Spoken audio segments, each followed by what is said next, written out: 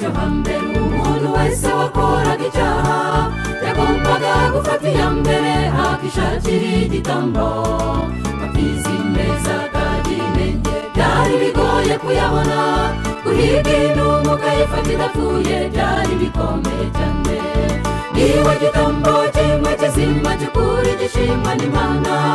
yaraje amapfizi y'ihene y'intama n'inuma biteshwa agaciro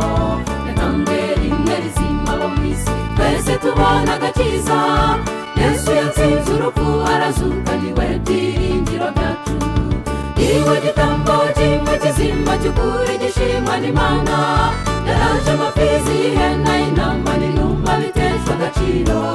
yatanzwe rimwe rizima bo mu isi twese tubona agakiza Yesu yatsinze urupfu arazuka niwe byiringiro byacu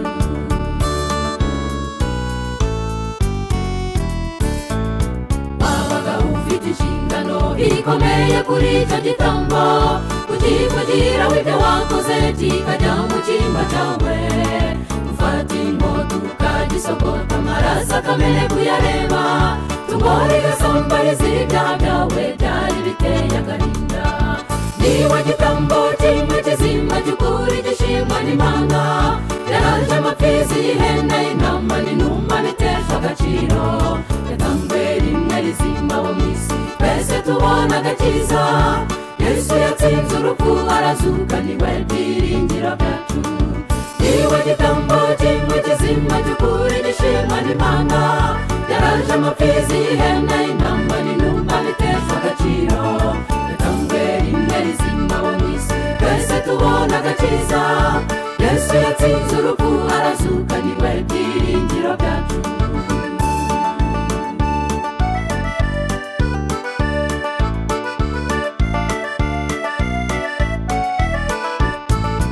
Yesu ngo yavuye mu ijuru yemera kuvugira mu isi